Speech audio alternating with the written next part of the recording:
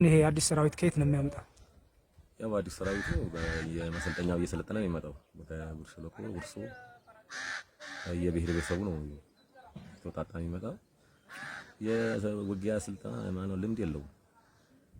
ግን እዛው ገና ህፃን ነው ልጆች ናቸው እና ሀገራዊ ስሜት የለም።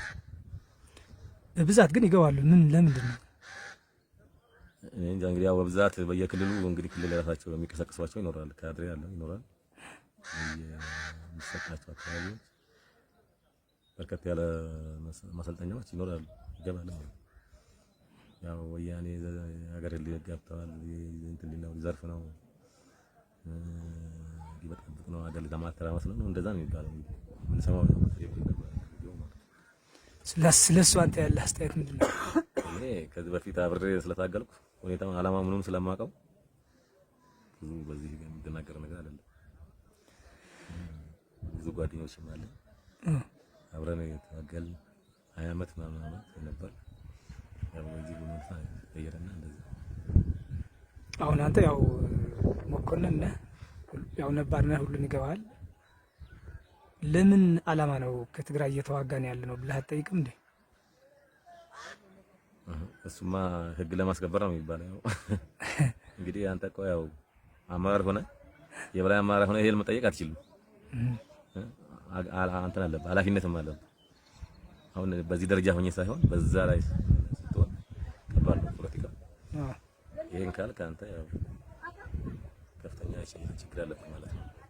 አጠቃላይ ሰራዊት አምኖበታል ብለህ ታስባለህ? የኢትዮጵያ መከላከያ ሰራዊት ጦርነቱን አምኖበታል ብለህ ታስባለህ ወይስ በተበረበረ ስሜት ነው ብለህ ታስባለህ? ሰራዊቱ አያምንም። ቢያምን ኖሮ ጠንክሮ ይዋጋ ነው። ካለው ብዛት ካለው የእንትና አንፃር እምነት ስለሌለው ነው የሚፈርሰው፣ የሚሸሸው፣ የሚከዳው ማለት ነው። ሀገራዊ ስሜት ላይ ትክክለኛ ህጋዊ ቢሆን ሁኔታ ቢሆን ኖሮ ይዋጋ ነበር። አሁን እምነት የለውም። ስለ ብዛት ታስተሃል። አንድ ክፍለ ጦር እስከ ስንት አለው? አሁን በዚህ ግንባር 4 እግረኛና 1 መካናይዝድ ስንት ይሆናል ትገምታለህ? አንተ በምትመራው ሬጂመንት ምንድን ነው የምትሉት? ብርጌድ ነው ሻለቃ ነው የምትሉት? በዛ ባስተ ስንት ይሆናል? አሁን ወደ 280 ሰው ነው በአንድ ሻለቃ ውስጥ ነው። አንድ ሻለቃ 280 ነው። ከዚህ በፊት በብርጌድ ደረጃ ነበር እስከ 600 ነው ነበር። ሚኒሻው ነው አጠናከሩ ነበር። አሁን ሚኒሻው አብዛኛው ሄዷል። ስለዚህ አንድ ክፍለ ጦር ስንት ሻለቃ አለው? አንድ ክፍለ ጦር 7 ሻለቃዎች አሉ። ስለዚህ 7 ሻለቃዎች አንድ ቡድን መሳሪያ ድጋፍ ወጪ 8 ነው። ይሄን ያለ 8 በ300 ማባዛት ነው 2000 ምናምን ማለት ነው አንድ ክፍለ ጦር። ስለዚህ 2000 በ5 ማባዛት ነው። ጦርነቱ ከተጀመረ 10 ወራት አልፎበት አሁን ከትግራይ ወጥቶ በአማራና በአፋር እንደምታዩ እየቀጠለ ነው ጦርነቱ። ካሁን በቀጣዩ ምን ይታያል? ጦርነቱ እንዴት የሚቀጥል መስሎት? እኔ ጦርነቱ አሁን ያለኝ ግምት ጦርነቱ ያው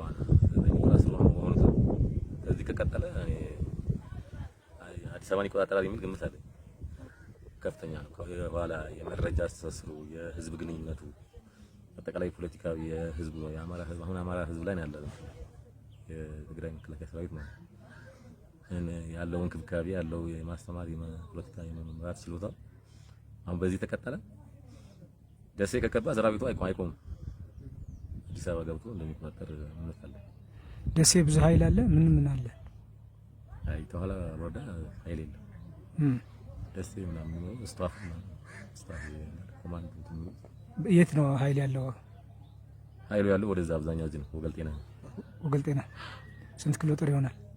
ቅድም ያልኩት ነው 4 ናቸው። 4 ክፍሎች ናቸው ያሉት። እዛ የሸሹ የተረፉ ምናምን ማለት ነው የቀሩ። አዎ ከኋላ ያለ አደራጅ ሊሆን ይችላል። የሚያደራጅ ኃይል ሊሆን ይችላል።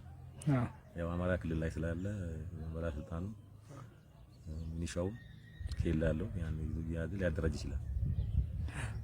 እስኪ አሁን ደግሞ ትንሽ ስለ ኦሮሚያ ልጠይቅህና ያው እንደምታውቀው በአማራና በትግራይ የመሬት ሰጎይ በኦሮሚያ ክልል ስለ ጦርነቱ ያለው አመለካከት ምን ይመስላል? ኦሮሚያ ክልል ህዝቡ ድብልቅ ነው። አስተሳሰቡ የተለያየ ነው። ኦነግ የሚደግፋለ፣ ሸኔ የሚደግፋለ፣ ይሄኛው የሚደግፍ ይኖራል። ግን አብዛኛው 90% የሚደግፈው እንትን ኦነግና የሸኔ ደጋፊ ነው። እሱ ደግሞ በወለጋም አካባቢ እየተቆጣጠረ ነው ያለው። ውስጥ ለውስጥ ደግሞ ሀረር አካባቢ እንዳለ ወጣቱ እንትን ደጋፊ ነው፣ የሸኔ ደጋፊ ነው። የኦሮሞ ነጻነት ሰራዊት ሸኔ ትለዋለህ እንደ መንግስት አሁን ነጻ ነህ ብዬ ነው። አሁን ነጻ ስለሆንክ ነጻ እንደ ነጻ ሰው እንደዛ ነው። ኦነግ ነው የነበረው አይደል? ተቀይሮ ነው ያው ከኦሮሚያ ወደ ኢትዮጵያ መከላከያ ሰራዊት አሁን የሚዘምቱ ወደ ማሰልጠኛዎች የሚገቡ ወጣቶች አሉ በብዛት ሊባል ይችላል። አብዛኛው ብዛት የለም። አብዛኛው የተወሰነ አካባቢዎች ነው እንጂ ብዙ አብዛኛው ይመጣል። በብዛት የሚመጣ ጌት ነው። አብዛኛው የሚመጣው ከአርሲ ጋሪ አካባቢ አዲስ አበባ ዙሪያ ነው እንጂ ከዛ ውጭ ያለው ይሄ ወለጋ ሐረር አንድ አልፎ ነው። ከዚህ ውጭ የሚመጣ ኃይል የለም። በሰራዊቱ ግን በብሔር ብታየው ወይም በክልል አጠቃላይ ሰራዊቱ ከትግራይ፣ ከአማራ፣ ከደቡብ፣ ከኦሮሚያ በአጠቃላይ አብዛኛው ሰራዊት ውስጥ ያለው የየትኛው ክልል? አብዛኛው የሚበዛው ክልል የሚበዛው የደቡብ ክልል። ለምንድን ነው ደቡብ ክልል ይበዛል? እዛ ትንሽ ብሔሮች የተጠራቀሙ ናቸው እዛ አካባቢ ስለሆኑ አሁንም ያው የክልል ጥያቄም ስላላቸው በዚህ ይመለሳል የሚል እንትን ያላቸው ይመስለኛል። እና እነሱ ናቸው የሚበዙት እንጂ አብዛኛው አፋር ምናምን የለም፣ ሶማሌም የለም። አልፎ አንድ ይሄ ጋምቤላም በፊት ነበሩ፣ አሁን የለም። ጉሙዝ አሁንም የለም። አልፎ የመጀመሪያዎቹ ከነቀር አብዛኛው የለም። አብዛኛው የሚመጡት ከአማራም የተወሰነ ኃይል ደቡብ ነው ይባላል። ይሄ ደግሞ ከትግራይ ጦርነት መጀመር በፊት ግን እንደዛ ነው የነበረው። ሮሽው እንደዛ ነበር። ከትግራይ ጦርነት ጊዜ ያለፈ ሁሉም ብሔር ብሔረሰቦች ይሳተፉ ነበር። ያው እንትን ይሰጣቸዋል ኮታ፣ በኮታቸው መሰረት ያስገቡ